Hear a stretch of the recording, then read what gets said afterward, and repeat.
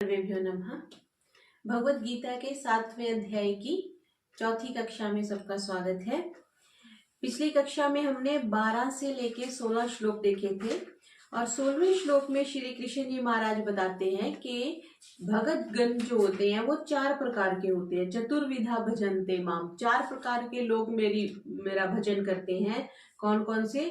जो आर्त होते हैं, दुखी मन से अपने दुखों को दूर करने के लिए, जिज्ञासु अपने बारे में या मेरे बारे में जानने के लिए, और अर्थार्थी जो सांसारिक कामनाओं की पूर्ति के लिए मेरा भजन करते हैं, और अंत में कहा ज्ञानी, जो ज्ञानवान है या जिसको प्रेमी भी कह देते हैं, वो एक्चुअल में जो है वो टॉप मोस्ट है। ऐसी बात श्री कृष्ण जी महाराज ने 16वें श्लोक में अर्जुन को बताई थी कि 4 प्रकार के जो लोग हैं वो मेरा भजन करते हैं। तो उसी संदर्भ में थोड़ी सी चर्चा आगे चलेगी। तो 17वें श्लोक से प्रारंभ कर रहे हैं। तो ज्ञानी को विशेष कहा ना श्री कृष्ण जी ने, तो उसके बारे में इस श्लोक में कह रहे हैं आगे। तेषां ज्ञानी नित्य युक्त एक भक्तिर विशिष्यते, प्रियो हि ज्ञानिनो अति अर्थम महम स च मम प्रियः। एक भक्ति, तो एक भक्ति मीन्स एक की भक्ति, बहुधा भक्ति नहीं कहा यहाँ पे। एक की भक्ति मीन्स एक परमेश्वर की भक्ति। तो यहाँ पर अवतारवाद को ना कह के एक ईश्वरवाद का मंडन हो जाता है कि एक ईश्वर की भक्ति करनी चाहिए। आज का जितने भी हम श्लोक कवर करेंगे वो सारे इसी बात को प्रतिपादित करते हैं कि एक प्रभु की भक्ति करनी चाहिए। तेषाम, जो पीछे 4 बताए, उन 4 भक्तों में से नित्य युक्ता, नित्य युक्ता मीन जो लगातार मेरे भजन में लगा रहता है, मेरे साथ लगा रहता है। एक भक्ति विशेष, जो अनन्य भक्ति वाला है। कहते हैं ना एकाग्र, एक अग्र है जिसका सिर्फ जो एक ही पॉइंट पे लगा हुआ है, अनेक अग्र नहीं है। कभी इधर की सोचता है, कभी इधर की सोचता है, कभी इस देवता की पूजा करते हैं, कभी उस देवता की करता है, ऐसी बात नहीं है। अनन्य भक्ति वाला जो ज्ञानी है, प्रेमी है, विशिष्यते, वो विशेष है, वो श्रेष्ठ है। क्यों? क्योंकि ज्ञानी ना अहमद की, ज्ञानी भक्त को क्या है, मैं अत्यंत प्रिय हूँ। जो ज्ञानवान है, जिसको ज्ञान हो गया कि परमात्मा एक है, एक ही परमात्मा के द्वारा ये सृष्टि बनाई गई है, फिर वो इधर उधर भटकता नहीं है। उसके लिए परम पिता परमात्मा ही सबसे ज्यादा प्रिय वस्तु हो जाती है। दुनिया की वस्तुओं की उसको समझ आ जाती है। ज्ञान हो गया ना, ये छूटने वाली है, आज ना कल परसों एक ना एक दिन ये छूटेंगी। तो श्री कृष्ण जी कह रहे हैं कि परमात्मा उसको सबसे ज्यादा प्रिय हो जाता है और वह भी मुझे सबसे ज्यादा प्रिय है। जैसे हम कह देते हैं ना कि फेवरेट स्टूडेंट होते हैं कुछ, तो वैसे है। तो श्री कृष्ण जी यहाँ पे क्या कह रहे हैं कि जो ज्ञानी भक्त है वो लौकिक और पारलौकिक सारी क्रियाएं करते हुए भी उसकी एक भक्ति बनी रहती है। वो परमात्मा के साथ हमेशा संलग्न रहता है, वो निष्कामी बन जाता है और वो परमात्मा को प्रसन्न करने के लिए भक्ति करता है। ना तो वो अपने दुखों को दूर करने के लिए, ना जिज्ञासावश, ना ही सांसारिक वस्तुओं की प्राप्ति के लिए अपना भजन करता है। तो अब पूर्व संस्कारों के कारण इच्छाएं तो होती रहती हैं और इच्छाओं को पूरा करने के लिए भक्त लोग प्रयास भी करते रहते हैं। तो यहाँ पे ये कहा कि वो सारी इच्छाओं की प्राप्ति किससे चाहता है? जो ज्ञानी है वो एक परमात्मा से ही चाहता है। अगले श्लोक में इस चीज की और क्लैरिटी आ जाएगी कि ज्ञानी जो प्रेम भक्त है उसको मैं अत्यंत प्यारा हूं, मतलब मैं मोस्ट इंपॉर्टेंट हूं, और वो भी मुझे अति प्रिय है। मतलब अति प्रेमी सबसे ज्यादा वो मेरा फेवरेट है बाकी 4 गणों की अपेक्षा। तो इस श्लोक में ये कहा कि एक भक्ति विशेषते, या इसके लिए ये बात भी अक्सर कही जाती है कि जो व्यक्ति आत्मनि उपमेन सर्वत्र, सब जगह अपने आप को देखता है, दूसरे के दुख दर्द को, दूसरे की पीड़ा को अपने समान समझ करके वो उनको दूर करने का प्रयास करता है, ऐसा व्यक्ति जो है वो परम योगी हो जाता है। परम योगी मीन्स ज्ञानी हो जाता है, क्योंकि जिसको ज्ञान होगा वही तो योग करेगा। बाकी लोग तो उस ज्ञान की प्राप्ति, उनको ज्ञान की प्राप्ति नहीं होती, क्योंकि ज्ञान के लिए प्रयत्न नहीं करते, क्योंकि ज्ञान की प्राप्ति के लिए प्रयास करना पड़ता है।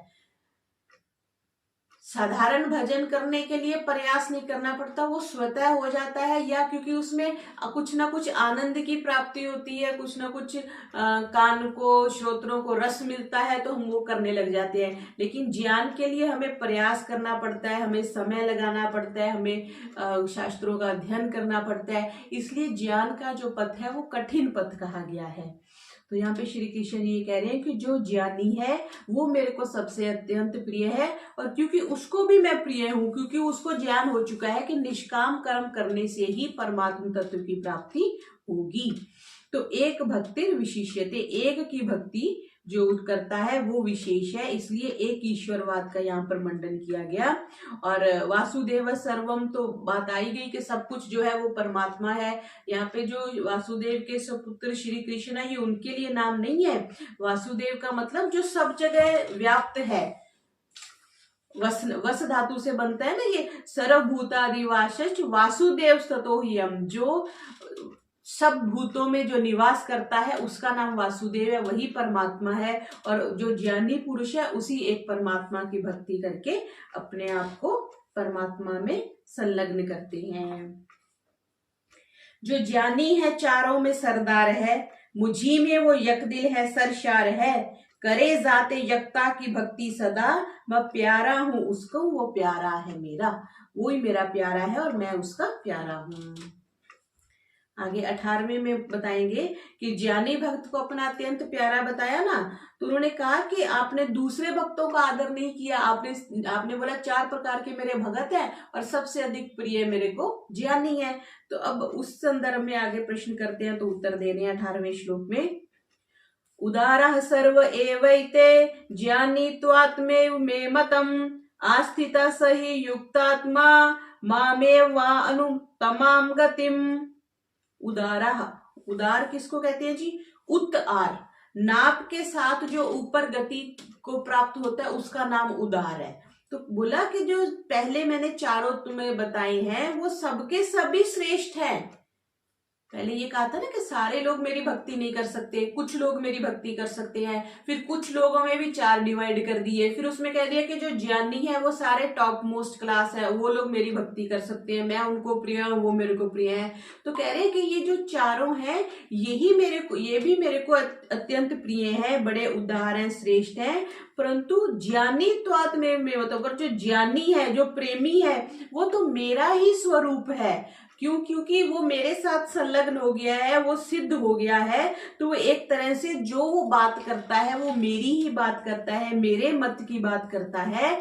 तो जो ज्ञानी है वो अपनी आत्मा को लगातार मेरे साथ युक्त करके रहता है, मेरे साथ संलग्न रहता है, जोड़ करके रहता है, इसलिए वो उत्तम गति को प्राप्त होता है। क्योंकि बाकी लोग तो अपने स्वार्थवश है ना, हम किसी के को स्वार्थ से प्रेम कर, दुनिया में हम सारा प्रेम स्वार्थ से ही तो करते हैं। हम किसी भी संबंध को ले ले, बहुत से लोग हैं आजकल, तो जो हमारे से बड़ी जनरेशन है, जो अगली जनरेशन है, वो ऑलमोस्ट सारे पेंशनर हैं, उनको पेंशन मिलती है। तो हम एक दिन ऐसे ही चर्चा कर रहे थे कि उनको क्योंकि पेंशन मिलती है इसलिए उनकी सेवा हो रही है। अब जो हमारी जनरेशन आ रही है उसमें तो अधिकतम लोगों के पास पेंशन नहीं है।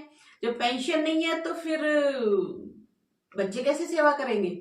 एक क्वेश्चन तो आता है ना, क्योंकि प्रेमवश, स्वार्थवश ही सारे संबंध बने हुए हैं। आत्मनस्तु कामाय सर्वम इदम प्रिय भवति। किसी को भी हम प्रेम करते हैं तो हम अपने स्वार्थ के कारण से करते हैं, चाहे वो स्वार्थ छोटा है चाहे वो बड़ा है। और जिस दिन स्वार्थ पूरा हो जाता है उस दिन राम राम हो जाती है, हम उसका चेहरा भी नहीं देखते क्योंकि काम निकल गया। हाँ, कुछ लोग तो है कि बिल्कुल स्पष्ट होते हैं, उनका दिखता है कि ये स्वार्थी है, कुछ लोगों का दिखता नहीं है लेकिन अंतर्निहित स्वार्थ अवश्य होता है। तो एक तरह से श्री कृष्ण जी महाराज यहाँ पे ये कह रहे हैं कि आप लोग स्वार्थ से ऊपर उठो। जो ज्ञानी लोग हैं वो स्वार्थवश मुझे प्रेम नहीं कर रहा, वो स्वार्थवश मेरे भजन नहीं कर रहा, ना उसको अपने दुखों को दूर करना है, ना उसको कुछ सांसारिक वस्तुओं की प्राप्ति करनी है, ना सिर्फ जिज्ञासावशी। इसको ऐसे समझेंगे जैसे एक पिताजी हैं और उनके 4 बेटे हैं। वो बाजार से कोई फल लेके आए, आम लेके आए, मान लीजिए आम लेके आए, तो एक बच्चा तो आम को देख के रोने लग जाता है, मुझे दो मुझे दो मुझे दो, तो एक आम उसको मिल जाता है। दूसरा जो है कि वो आम मांगता नहीं है पर आम को तरफ उसकी लालसा रहती है, हाथ बढ़ाता है लेकिन मुंह से नहीं बोलता है। और तीसरा है वो सिर्फ देख लेता है कि हाँ ठीक है आम आई है। और चौथा है वो अपने खेल में लगा रहता है कि हाँ ठीक है आम आए, मिलना होगा तो मिल जाएगा, नहीं तो नहीं मिलेगा। तो इसी तरह से ये चार भजनानंदी ये हो गए कि पहला तो रो करके अपने दुखों को दूर करने की कोशिश करता है, दूसरा उस चीज की प्राप्ति चाहता है, तीसरा बस जिज्ञासा वश की अच्छा पिताजी आम लेके आए हैं, कौन से आम लेके आए हैं, कौन सी क्वालिटी के लेके आए हैं, कितने लेके आए हैं। और जो चौथा है उसको कोई मतलब नहीं, वो अपना खेल भी रहा है और उसको मालूम है कि हाँ कि मेरे भाग्य में होगा तो मेरे को मिल जाएगा। तो ये चौथे व्यक्ति को श्री कृष्ण जी महाराज कह रहे हैं कि जो वो मेरा अभिन्न अंग है, वो मेरे जैसा ही है, वो मेरे से भिन्न नहीं है। अब जब उसके सारा ऐश्वर्य उसके परमात्मा का है और वो परमात्मा का है तो सारा ऐश्वर्य भी उसी का ही है। तो ये कह रहे हैं कि अनुत्तमाम गति, जिससे श्रेष्ठ दूसरी कोई गति नहीं है, ऐसे मुझ में ही वो दृढ़ स्थित है। उसको पता चल गया कि ये सबसे बेस्ट चीज है। जैसे हम शॉपिंग मॉल में जाते हैं ना, तो सारी कांट छांट करने के बाद हम डिसाइड कर लेते हैं हाँ ये प्रोडक्ट लेना है, ये बेस्ट प्राइस है और ये हमारे लिए बड़ा उपयुक्त भी है। ऐसे ही जो ज्ञानी व्यक्ति होते हैं उसने सारी कांट छांट करके, दुनिया देख के, सब लोग देख के, सारी पूजा पद्धतियां देख के उसने अंत में ये निष्कर्ष निकाला कि परमात्मा ही है जो उपादेय है, जिसकी प्राप्ति करनी चाहिए। क्योंकि भक्त जो है अगर भगवान से, हाँ यहाँ पे ये भी एक बात आ रही है कि अगर तो हम देवी देवताओं की पूजा करते हैं तो देवी देवताओं तो वो अवश्य वस्तु देते हैं जिसके लिए हम उनकी पूजा कर रहे हैं। परमात्मा हमें वही देते हैं जो हमारे लिए उपयुक्त होता है। और जब उस वस्तु को हमसे अलग कर लेते हैं तब वो मीन्स उस वस्तु का हमसे छूटने का हमारे लिए उपयुक्त समय होता है तो हमसे वो अलग भी कर लेते हैं। जैसे बच्चे को हम खिलौना कब देते हैं, जब हमने उससे कुछ, उसको किसी खेल में लगाना है तभी हम उसको खिलौना देते हैं। और जब माँ को पता चलता है कि इसका सोने का समय हो गया तो वो खिलौना उसे छुड़वा के उसको सुला देती है। बस बिल्कुल ऐसे ही परमात्मा को पता है हमें कब कौन सा व्यक्ति देना है, कौन से साधन देने हैं, कौन सी परिस्थितियां देनी है। और जब वो हम, because everything which comes into our life is for some specific purpose, हमारे आत्मा के उत्थान के लिए ही कोई व्यक्ति हमारे जीवन में आ रहा है या जा रहा है, कोई परिस्थिति हमारे जीवन में आ रही है, जीवन से जा रही है, कोई वस्तु हमारे जीवन में आ रही है, जीवन से जा रही है। और जब उसका रोल जो है वो फिनिश हो जाता है, आप अगर रंगमंच जब हम करते थे, थिएटर आर्टिस्ट रहे हैं, तो उसमें जिसका रोल खत्म हो गया फिर वो स्टेज से आउट है। अब जब उसका दोबारा सीन आएगा तभी वो स्टेज पे आएगा, अदरवाइज स्टेज पे वही व्यक्ति रहता है जिसका, जो उस वक्त जिसका डायलॉग है और जो उसने एक्ट करना है। और अगर किसी का छोटा सा रोल होता है, 1-2 मिनट का रोल होता है, बस वो आया, अपना रोल किया और चला गया, उसके बाद वो अपना कास्ट भी चेंज कर लेता है, कॉस्ट्यूम भी चेंज हो जाते हैं, उसका कोई रोल नहीं रह जाता। तो बिल्कुल इसी तरह से हमें दुख होता है, हाँ ये प्राणी हमारे जीवन से दूर चला गया, इसके साथ हमारी अच्छी मित्रता थी, ये संस्था छूट गई, ये आश्रम छूट गया, ये गुरुजन छूट गए, ये वस्तु खो गई। तो इसलिए ज्यादा दुखी नहीं होना, बिकॉज परमात्मा हमें हर चीज तभी देता है जब उसका कुछ रोल हमारे जीवन में होता है। जब उसका रोल पूरा हो गया, उसका थिएटर में जैसे रोल पूरा हुआ, उसके बाद वो स्टेज से आउट है, उसकी कोई जरूरत नहीं है। तो परम पिता परमात्मा हमारे परम हितैषी है, तो वो अपनी, हमारी कोई भी कामना हो, अगर हम कामना को रख के भजन करते हैं तो वो मतलब निम्न स्तर का भजन कहा गया है।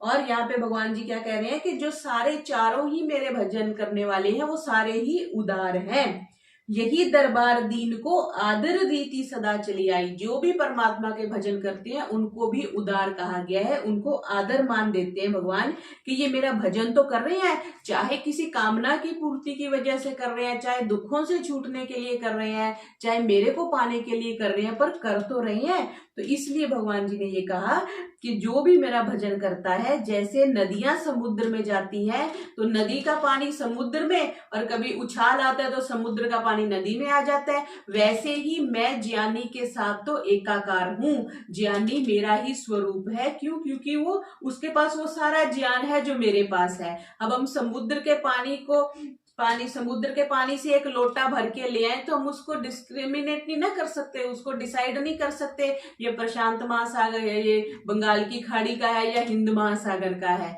भले ही वो जब जहाँ पे नीचे जाके कन्याकुमारी पे दोनों जल मिलते हैं तो उनका थोड़ा रंग डिफरेंट होता है, या जहाँ नदियों का संगम है वहां थोड़ा भिन्न होता है, लेकिन जल तो एक है ना।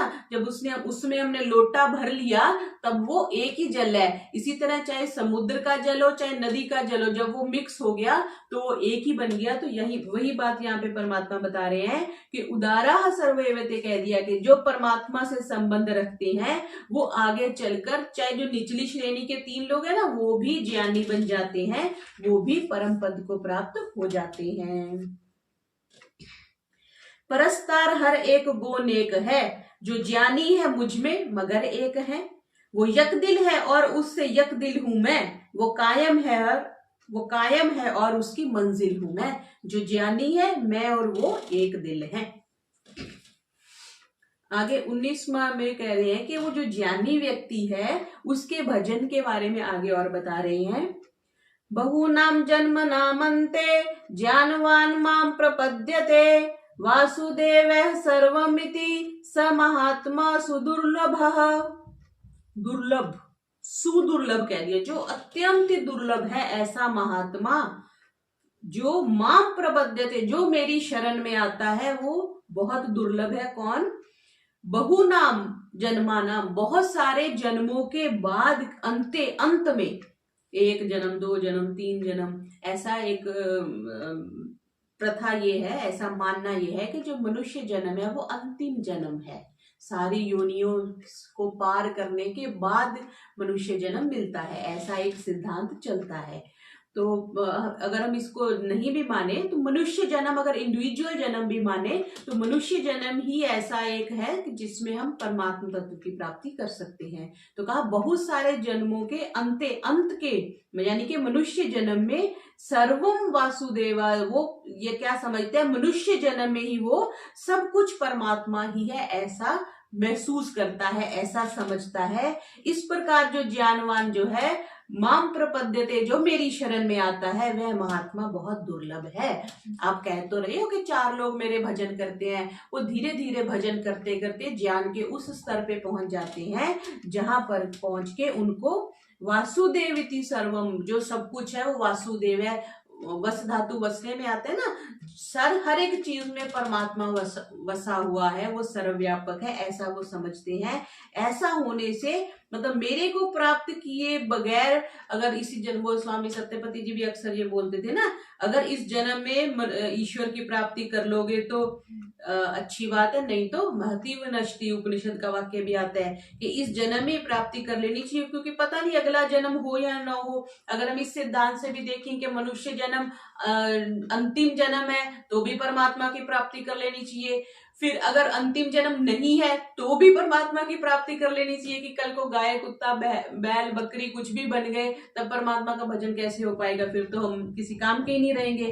तो हर पक्ष से, इधर से भी और उधर से भी, दोनों पक्षों से भी ये निष्कर्ष निकलता है कि हमें परमात्मा की प्राप्ति करनी चाहिए। इसीलिए भगवान जी श्री कृष्ण जी भगवान अर्जुन को ये कह रहे हैं कि तुम क्या करो, तुम इस चीज को समझो और अपने कर्तव्य पर दृढ़ हो जाओ। युद्धस्व जेतासी, तुम युद्ध करो, बिकॉज तुम्हें ये जन्म मिला है तो निष्काम कर्म करके तुम मेरे को प्राप्त करो, यही तुम्हारा कर्तव्य है। अगर तुम अपने कर्तव्य, पीछे आया था ना, जो अपने कर्तव्य का पालन नहीं करता वो निम्न स्तर का व्यक्ति है, पशु समान, ऐसा एक आया था। तो यही बताना चाह रहे हैं कि जो अपने कर्तव्य कर्म को पूर्ण करता है और वासुदेव सर्वमिति, और श्री कृष्ण जी महाराज को या परमात्मा को सब जगह जो महसूस करता है, सब प्राणियों में परमात्मा का वास समझ के उनकी उपासना करता है, वो मेरे को प्राप्त कर लेता है। इति मत्वा न सज्जते, ज्ञान मार्ग के बिना कुछ भी और नहीं है।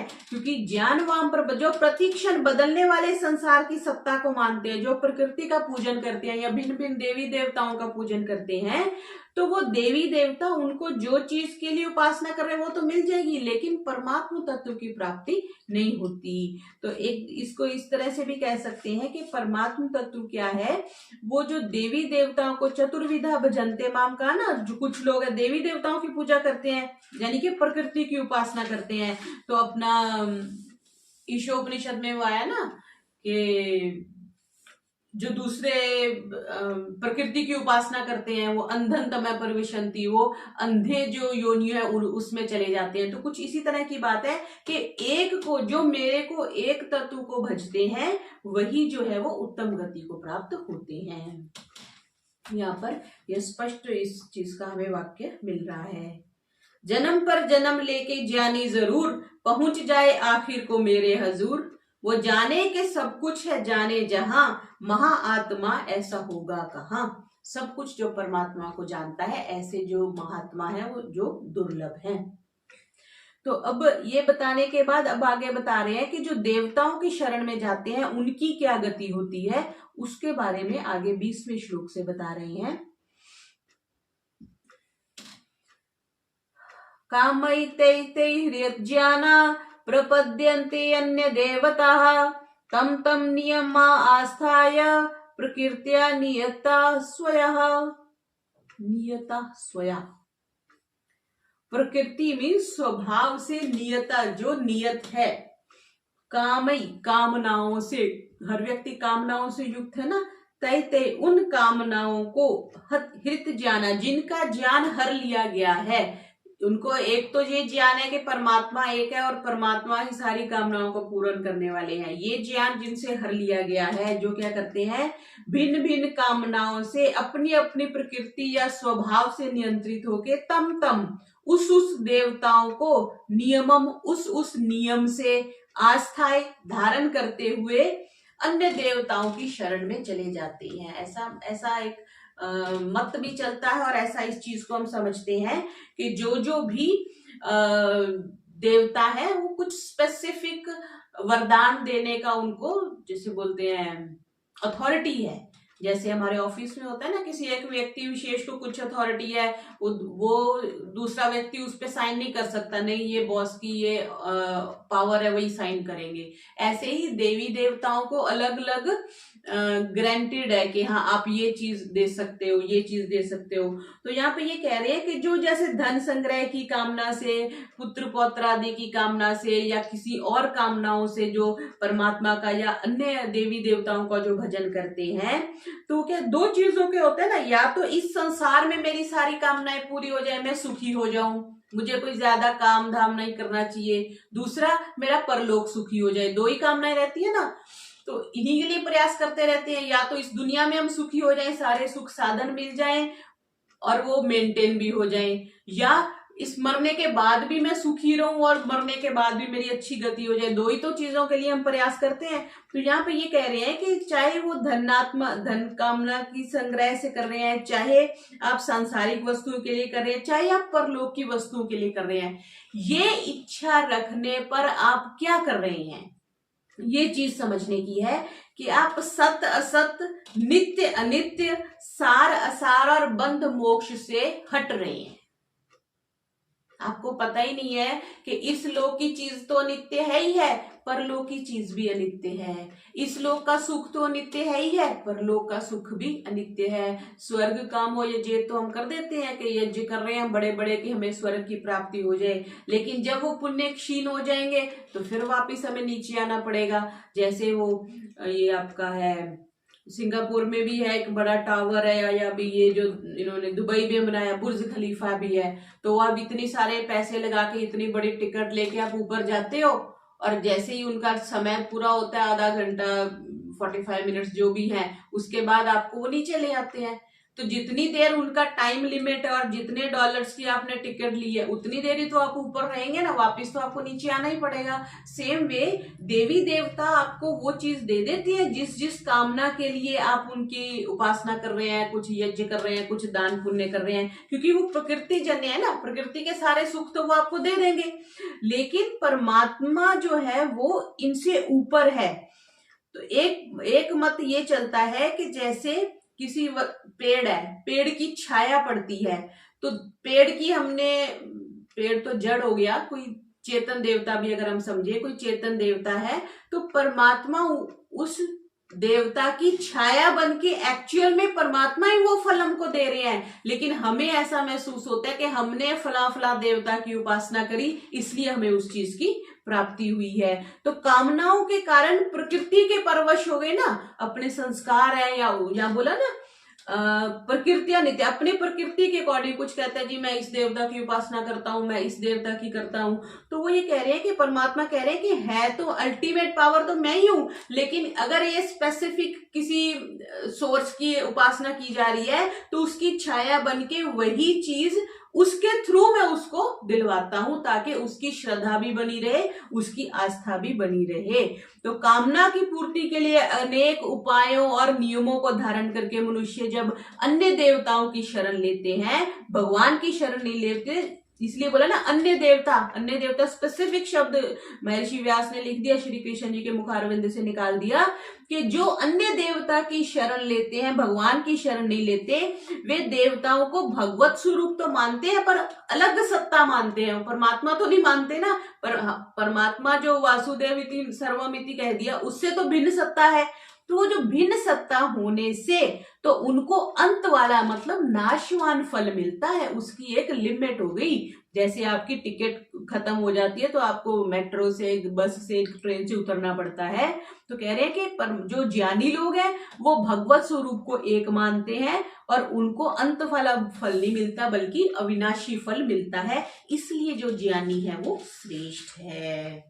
बहुत सुंदर श्लोक है और बड़ी विस्तृत व्याख्या महर्षि व्यास ने श्री कृष्ण जी के मुख से निकलवाई है। हवाओ हवस से जो मजबूर हैं, वे ज्ञान से उनके दिल दूर हैं, करें दूसरे देवताओं से प्रीत, निकाले तबीयत से पूजा की रीत। वो अपने अपनी तबीयत से पूजा की रीति को करते हैं। तो इसमें जड़ देवता और चेतन देवता दोनों ही इसमें आ जाएंगे। तो ज्यादातर तो भौतिक जो देवता है उनकी बात इस श्लोक में करी गई है। आगे 21वां श्लोक देखेंगे,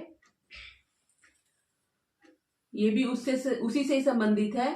यो यो याम याम तनुम भक्ता श्रद्धया अर्चितुम इच्छति, तस्य तस्याचलाम श्रद्धाम तामेव विदधामयम्। यह जो याम याम जिस तनुम भक्त जिस देवता का श्रद्धा पूर्वक अर्चितुम अर्चना करना, हम समझते हैं ना पूजा करना, इच्छति पूजा करनी चाहता है, तस्य उस देवता में अहम मैं उसी श्रद्धा को दृढ़ कर देता हूं। यहां परमात्मा ये कह रहे हैं कि जिसकी जैसे जैसे नियम है, जैसे उसके संस्कार है, उसकी जिस देवी देवता में श्रद्धा है, मैं उसकी इस श्रद्धा को, इस आस्था को जो है वो मैं दृढ़ कर देता हूं। भिन्न भिन्न नियमों का आश्रय लेके, पहले पिछले श्लोक में कहा ना कि भिन्न भिन्न मनुष्य भिन्न भिन्न देवी देवताओं की उपासना करते हैं, अब कह रहे हैं कि वो जिस देवता का जिस रूप में पूजन करते हैं, मैं उनकी आस्था को दृढ़ कर देता हूं। तो इसको वही छाया वाली बात ही है कि परमात्मा तो छाया, जैसे सूर्य की जो धूप है वो तो एक ही आ रही है, पेड़ की छाया अलग पड़ेगी, टावर की छाया अलग पड़ेगी, बिल्डिंग की छाया अलग पड़ेगी। तो अब जो बिल्डिंग की उपासना कर रहा है तो उसको छाया बिल्डिंग के रूप में मिलेगी, जो पेड़ की कर रहा है उसको पेड़ के रूप में मिलेगी, जो टावर के रूप में कर रहा है उसको टावर के रूप में मिलेगी। तो इस तरह जो भी पूजा अर्चना की जाती है तो धर्म तो एक ही है, मतलब प्रकाश तो एक ही है जिसकी छाया पड़ रही है, परमात्मा एक ही है, लेकिन यहाँ पे कह रहे हैं कि मैं उसके इस भावना को, इस श्रद्धा को मैं दृढ़ कर देता हूँ। सुहृदयम सर्वभूताना, मैं सबके अच्छा चाहता हूँ, भला चाहता हूँ। तो जिस श्रद्धा से, जिस विश्वास से वो जिस भी देवी देवता की उपासना करते हैं, मैं उसको दृढ़ कर देता हूँ। क्यों कर देता हूँ? बिकॉज यहाँ पे स्वतंत्रता की बात आ गई कि मैं उनकी स्वतंत्रता में बाधक नहीं हूं। उनका जितना ज्ञान है, जितने संस्कार हैं, जैसी उनकी प्रकृति है उसके अनुसार वो करते हैं और मैं उनकी स्वतंत्रता में बाधक नहीं बनता। ये श्री कृष्ण जी महाराज कह रहे हैं। और परवश तो होते ही है इच्छा को बदलने के लिए। अब मनुष्य जन्म है तो हम किसी चीज से जिस चीज की प्राप्ति करते हैं उसी की उपासना करते हैं ना। टेलर के पास जाएंगे तो कपड़ा सिलवाने ही जाएंगे, लोहार के पास जाएंगे तो लोहे का काम करवाने ही जाएंगे। तो यहाँ पे ये कह रहे हैं कि श्रद्धावश वो कुछ भी करने लगा है, ताही भजन तजी भावना ना, वो जैसा भजन कर रहा है मैं उसकी श्रद्धा को वैसे ही दृढ़ करता हूं, ताकि मैं चाहता हूं कि उसकी उत्तरोत्तर प्रगति हो। आज वो ऐसा भजन कर रहा है, कल को फिर ज्ञानवान हो जाएगा, ऐसा भजन करेगा, फिर ऐसा भजन करेगा और फिर मुझे प्राप्त कर लेगा। किसी रूप का भी परस्तार हो, यकी से इबादत में सरशार हो, परस्तार ऐसा भटकता नहीं, मैं करता हूं मजबूत उसका यकीन, मैं उसकी आस्था को दृढ़ करता हूं। ऐसा श्री कृष्ण जी महाराज ये कह रहे हैं। मतलब मोरे अधिक दास पर प्रीति, जो मेरे पे जैसी प्रीति करता है मैं उसको रेसिप्रोकेट करता हूँ। और या ये बात भी समझने की है, हमें लगता है ना कि हमने परमात्मा के लिए इतना कुछ किया, चाहे परमात्मा के व्यक्तियों के लिए किया या परमात्मा के लोगों के लिए किया, पर हम तो ऐसे कहते हैं ना हमने परमात्मा के लिए इतना किया। तो परमात्मा ही एक ऐसी चीज है, ऐसा तत्व है जो 100% रेसिप्रोकेट करते हैं। हम कई बार कहते हैं ना कि मैंने तो इसका इतना किया, इसने मेरा इतना ही किया, मीन्स मैंने इसका ज्यादा किया, इसने मेरा कम किया। ऐसा कई बार गलानी रहती है ना। हमने जैसे अक्सर जब हम बूढ़े हो जाते हैं तब हम कहते हैं कि हमने अपने माँ बाप की बड़ी सेवा करी थी, आजकल के बच्चे नहीं करते। और आजकल के बच्चे जब बूढ़े हो जाएंगे तो भी वो भी ये बात कहेंगे हमने अपने माँ बाप की बड़ी करी थी, अब आजकल के बच्चे नहीं करते। सो जब अपनी स्थिति होती है तो हमारा अक्सर ये द्वेष रहता है कि हमने तो अपनी सास की अच्छी सेवा करी थी, हमारी बहू हमारी कर नहीं रही है। तो ये एक डिस्क्रिपेंसी रहती है कि मैंने जितना किया उतना मुझे नहीं मिला। तो परमात्मा ही ऐसा एक तत्व है जो 100% रेसिप्रोकेट करता है। अगर आपने 100 का किया तो आपको 100 मिलेगा, आपने 50 का किया तो 50 मिलेगा। ऐसा नहीं, आपको परमात्मा के साथ जो ज्ञानी व्यक्ति है वो द्वेष नहीं करता, क्योंकि परमात्मा की न्यायप्रियता पे उसको विश्वास होता है कि मैंने जितना किया मुझे अवश्य मिलेगा। आगे 22वां भी देखते हैं। इसी बात को आगे दृढ़ करते हुए कह रहे हैं, सतया श्रद्धया युक्त तस्याराधन मीहते, लभते च तथा कामानम मयि विहितान ही तान। लभते च तत्, उसको पूरी होती है क्या, वही जो पूरी करना चाहता है, तया उस दृढ़ की हुई श्रद्धा। पिछले श्लोक में कहा ना उसने, उसकी श्रद्धा को मैं दृढ़ करता हूं। उस श्रद्धा से दृढ़ होकर के स वह मनुष्य क्या करता है, तस्य आराधनम, उस देवता की उपासना करता है जिससे उसको कुछ स्पेसिफिक वरदान चाहिए या कुछ किसी वस्तु की चाहना होती है। ततः का मान लगते, उसकी और वो कामना पूरी भी हो जाती है। परंतु क्या होता है, ही कह दिए ना, ही तान मयाए वेतन, वह कामना पूर्ति जो है वो मेरे द्वारा ही की जा रही है। अब ऐसा समझिए ना कि किसी चीज की गारंटी जो है वो नरेंद्र मोदी के पास है, प्रधानमंत्री के पास है, तो लेकिन अब सारे काम तो प्रधानमंत्री स्वयं नहीं देख रहे हैं। तो कुछ रक्षा मंत्रालय है, कुछ वित्त मंत्रालय है, कुछ और मंत्रालय, शिक्षा मंत्रालय है। तो शिक्षा मंत्रालय से संबंधित काम जो है वो शिक्षा मंत्री कर रहे हैं, है ना। पर एक्चुअल किसकी पावर से कर रहे हैं, प्रधानमंत्री की पावर से कर रहे हैं। तो बिल्कुल इसी तरह से वो इस श्लोक में वो ये कह रहे हैं कि भले ही उनकी वो जिस जिस देवता की उपासना करते हैं उनकी ये बात पूरी भी हो जाती है, लेकिन वास्तव में वो अपनी कामनाओं को जो पा जाता है उन कामनाओं को मैं ही पूरा कर रहा होता हूं।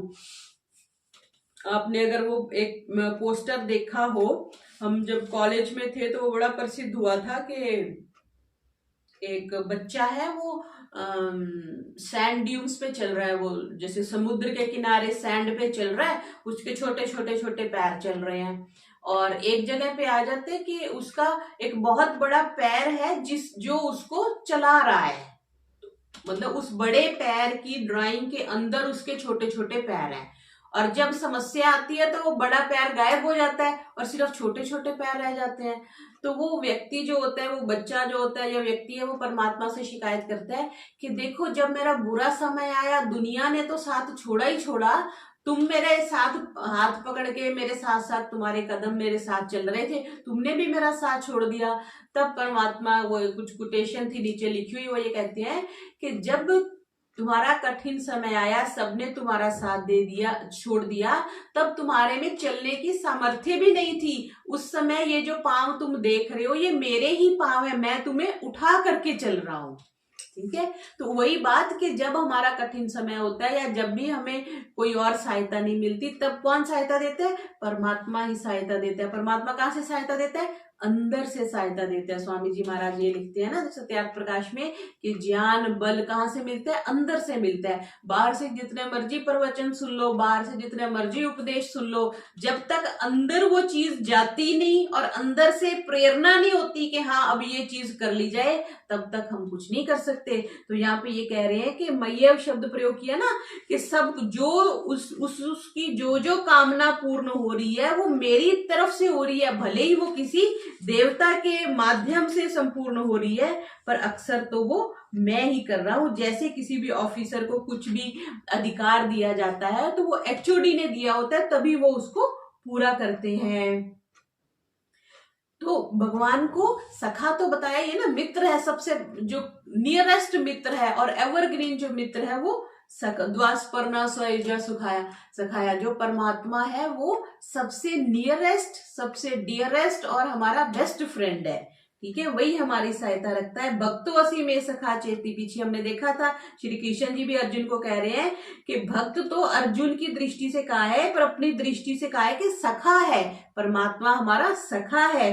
और ममे वांशो जीवलोके, और ये जो भगवान ने ये कहा कि ये जो संसार है ये सारा क्या है? मेरे वश में है, मैं ही इसका नियंत्रण करता हूं। कल भी हमने देखा था इस संसार की रचना भी मैं ही करता हूं, पालन भी मैं करता हूं, संहार करने वाला भी मैं ही हूं। तो यहाँ पे इन्होंने स्पष्ट किया कि किसी को कोई फल मिल रहा है, कोई किसी को वरदान मिल रहा है, तो वो भी उसके पीछे भी मेरा ही वरदहस्त है। तो एक तत्व परमात्मा का ये जो 3-4 हमने श्लोक देखे उसको प्रतिपादित कर रहे हैं। जो नादा नहीं ज्ञान में होशियार, परस्तिश से फल पाए ना पाएदार। जो देवों को पूजे वो देवों को पाए, परसदार मेरे मेरे पास आए। तो आज हमने भगवत गीता के 7वें अध्याय के 17वें से लेकर के 22वें श्लोक को देखा। ओम शांति शांति शांति। सर्वेभ्यो नमः।